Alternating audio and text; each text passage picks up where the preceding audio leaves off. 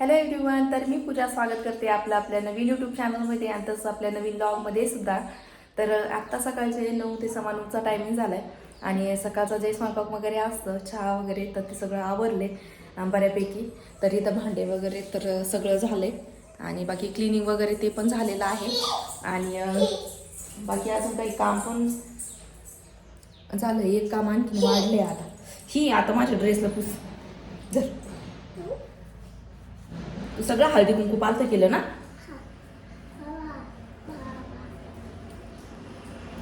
आता हे बाकीचं काही सगळं काम आवडलं आणि आता श्रीषा मॅडमने आणखी एक काम वाढवून ठेवले. आता सगळं हळदी कुंकू एकत्र केलेलं असणार आहे. तिचे हात पाहून तर तसंच वाटते. आणि तू बोलती का माझ्या ब्लॉगमध्ये? बोलती का? हाय कर बरं सगळ्यांना. हाय कर ना. हाय हाय म्हण ना पिलू. हाय कर बरं. कसे आहात तुम्ही? बोल बरं. कसे आहात तुम्ही? बोल ना. कसे कसे कसे आहात तुम्ही? मजेत ना? म्हण ना. मजेत ना? तुला नाही विचारते मी, तू विचार ना. मजेत ना? म्हण बरं. मजेत ना? पुढचं नको बोलू. हाय एव्हरीवन म्हण बरं. Everyone good morning. Good morning म्हण ना. तिचं सगळं मूडावरती काम असतं. कधी जर म्हणायला लावलं तर तेव्हा कधी कधी म्हणती, कधी कधी म्हणत नाही. आणि आता मी व्हिडिओ बनवते तर आता मध्ये लुडबुड करणार आहे ती. तर असंच होतं, व्हिडिओ जर बनवायचं म्हणलं ना की आधी सगळं हे करावं लागतं. म्हणजे असं सगळं स्केड्यूल, म्हणजे सगळं काही काम आवडून तिचं काहीतरी म्हणजे तिला स्कूलला वगैरे पाठवावं लागतं. त्यानंतरच व्हिडिओ बनतो आणि नाही तर मग लगेच व्हिडिओला आपला गॅप पडतो. आणि त्याच्यामुळं काय होतं की दररोजचं आपलं सकाळचं मॉर्निंगचं जे काय आहे ते रुटीन चालू झालं नाही एकदा की मग आपण पूर्ण असं सगळं काम आवरल्यानंतरच फ्री होतो. मग त्यानंतर असं वाटतं की आता सगळं काम झालं ना, आता काही दाखवणार, असं पण होतं कधी कधी. आणि बरंचसं काही असतं दाखवण्यासारखं, पण ते पण आपण घेत नाही. तर त्याच्यामुळे मग आपले रेग्युलर व्लॉगसुद्धा येत नाहीत. तर आता सकाळचं जे काही आपलं मॉर्निंगचं जे काही रुटीन असतं तर ते बऱ्यापैकी सगळं काम आवरलेलं आहे. म्हणजे स्वयंपाक वगैरे, चहा वगैरे त्याच्या अगोदरच होत असतो आमचा. आणि सगळे एकखटीच म्हणजे सगळे चहा घेतात, त्याच्यामुळे चहाचं काही जास्त वेळ चालत नाही आता. आणि त्यानंतर मग स्वयंपाक वगैरे, तर स्वयंपाक पण झाला आहे. आता भांडी वगैरे सगळं किचन वगैरे क्लीन करून पण झाले. आणि म्हटलं की चला तसंच आपल्या लॉगला पण स्टार्ट करू, जेणेकरून मग दिवसभर आपला लॉग कंटिन्यू होईल. आणि मग मी आज चला, तर आज मी करणार होते आपलं जे घरगुती फेशियल असतं तर होममेड, तर ते बनवणार होते. म्हटलं की चला तसं तुमच्यासोबत शेअर करू. आणि सहसा असं जास्त रेग्युलर करायला पण होत नाही. जसं श्रेषा झाली ना, ती श्रेषा होण्याच्या अगोदर मी करायचे कधीतरी, म्हणजे मंथली तरी करत असन. पण आता ते म्हणजे ते सुद्धा होत नाही. म्हटलं ते फेशियल नाही तर म्हटलं की आपलं घरगुती जे आहे ते तरी करूयात. कारण की मग आपण एखादं फंक्शन, काहीतरी फेस्टिवल जर असलं, आपलं सण वगैरे, तर त्याच्या अगोदरच करतो. आणि असं काही आपण रेग्युलर किंवा असं वीकली पण करायला होत नाही. आणि लहान मुलं असले ना की आहे ते रुटीन, म्हणजे आहे ते कामसुद्धा पटकन करून घ्यावं लागतं. कारण की मग टाईम टू टाईम झालं पाहिजे, जेवण म्हणा किंवा बाकीचं जे काम असतं ते म्हणा. त्यानंतर मग त्यांचाच म्हणजे त्यांच्या टाईम अकॉर्डिंग आपल्याला चालावं लागतं. आणि त्याच्यामुळे मग मी आज बनवणार होते. ते बंद पडलं, आता बंद पडलं. ते खराब केलं ना त्याला. त्याचे डोळे काढून घेतले, त्याचे डोळे पण काढून घेतले ना. हा आईच, हा आईच, त्याला आईजीच नाही आता. तुला आहे का आईज? आहे. हा. नोज, नोज, टीथ, हेड, हा, इयर, इयर, हे इयर, हा, लिप्स, हँड्स, हा, लेग, लेग, लेग, हे लेग, येस, हेअर, हेअर, हा, केच आहेत.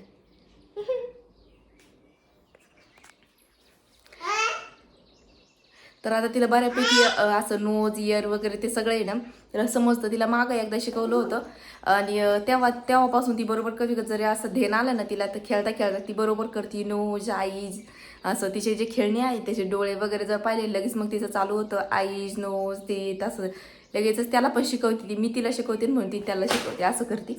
आणि कधी कधी असं मी जर असं पाय वगैरे जर पसरवलेलं तर लगेच त्याच्यावर येऊन झोपणार. म्हणजे ती जसे लहानपण तिला झोपून आंघोळ घालत होतं ना, तर तशीच आंघोळ घाल म्हणती कधी कधी. तर कारण की आमची जे लहान बाळ आहे त्याचं पाहती ती दररोज, आणि तसंच मग करायला पाहती. ती जर सपोज झोपली ना खाली तर ही पण तशीच झोपणार, किंवा असं चालू राहतं त्या दोघींचं. आणि म्हणजे आता पाहता पाहता लगेचच असं मुलं असे थोडेसे मोठे होतात, त्याच्यामुळे असं वाटतं की आहे तो टाईम जो आहे थोडा जास्त टाईम तर त्यांच्यासोबत स्पेंड केलाच पाहिजे.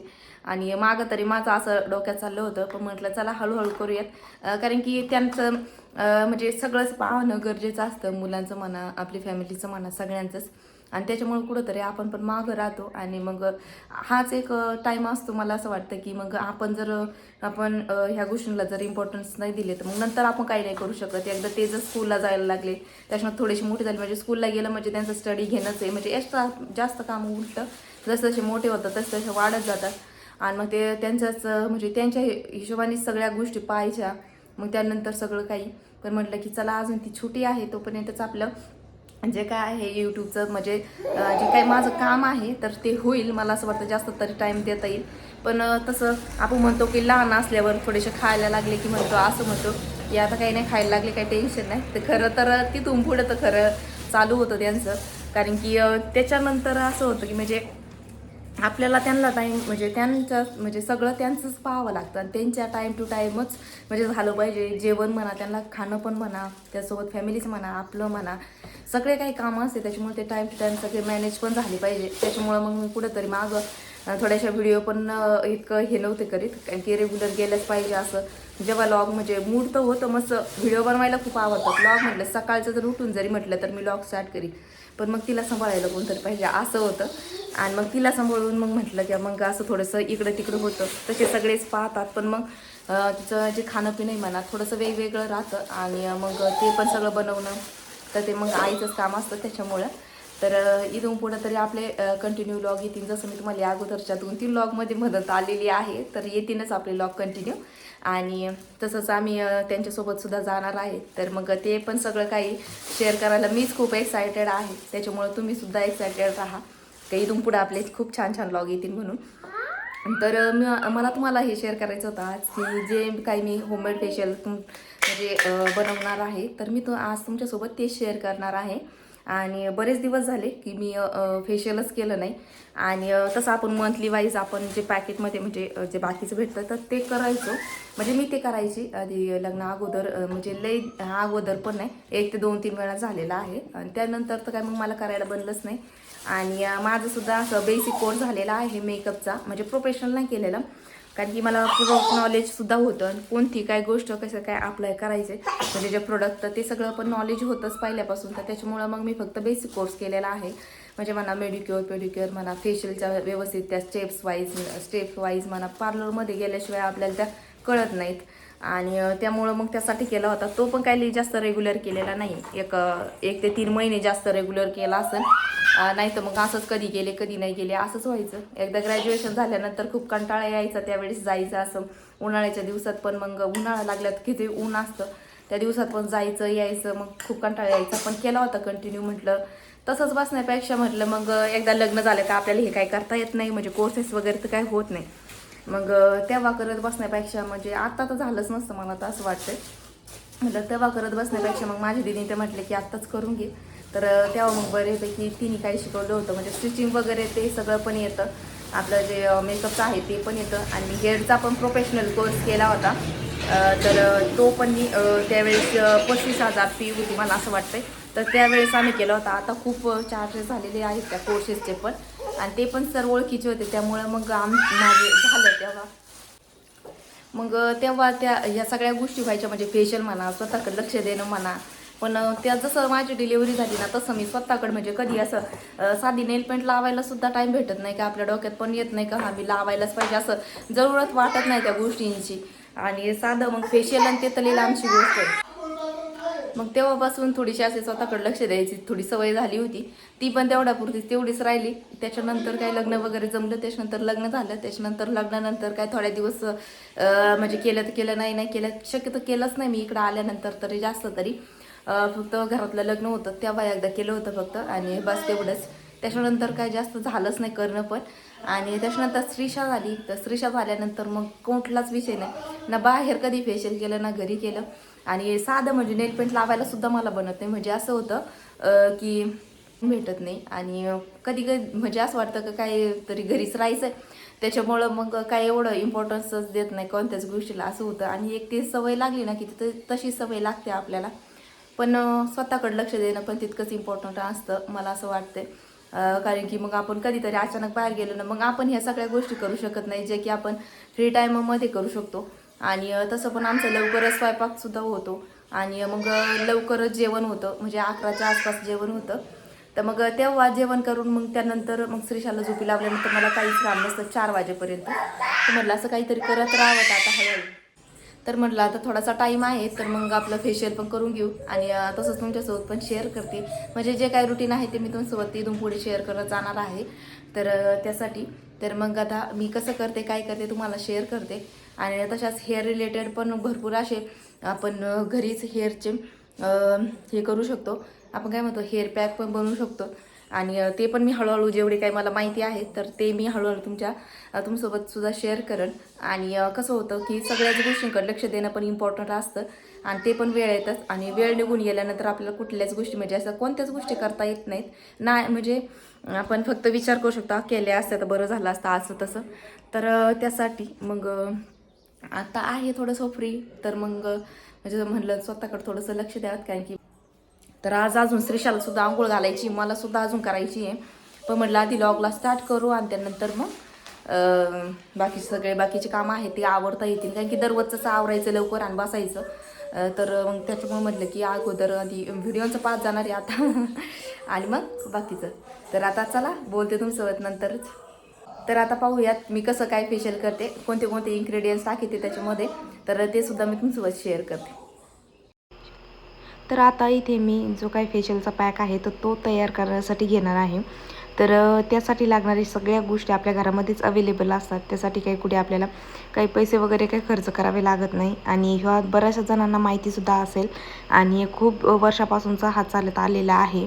बिना खर्चाचं घरगुती आपलं साधारण सिम्पल वेने एक असं टॅनिंग काढणारं असं जे फेशियल आहे. आणि खूप जर रेग्युलर करत जर राहिलो, जे आपण हे डेली नाही करू शकत पण 3 ते 4 दिवसांनी जर रेग्युलर करत राहिलो तर आपल्याला म्हणजे आपोआप आपल्या स्किनमधलं जे चेंजेस आहेत ते लगेच दिसून येतात.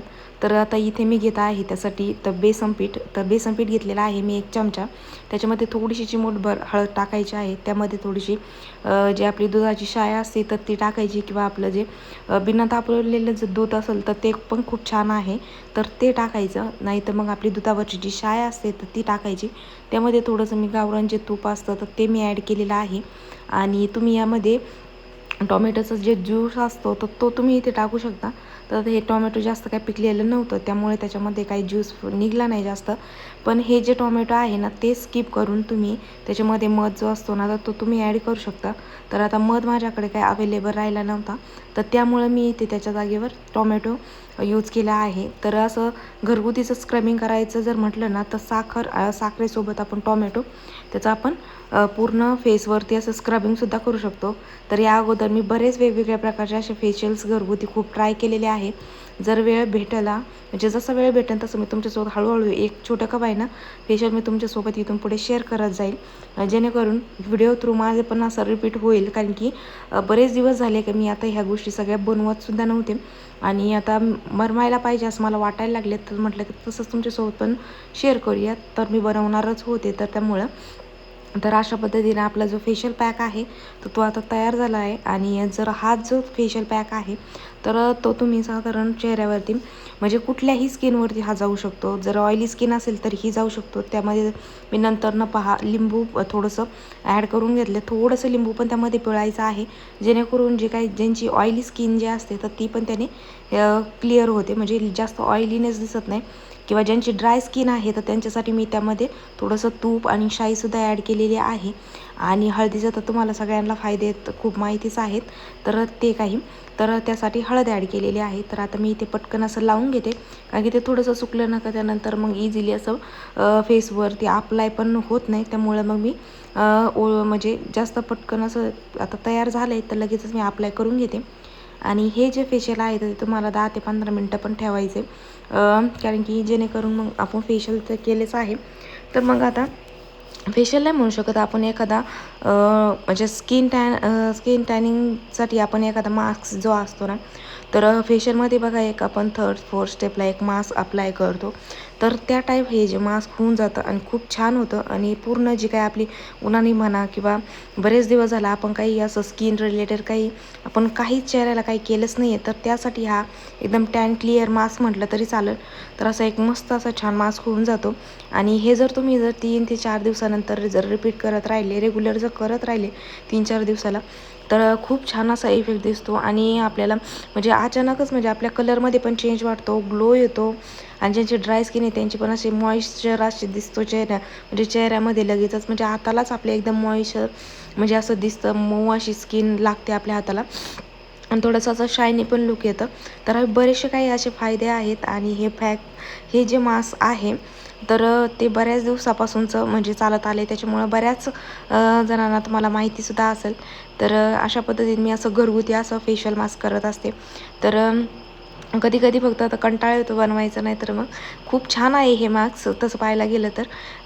आणि असं म्हणजे 2-4 दिवसाला जर रिपीट केलं ना तर खूपच फायदेशीर आहे.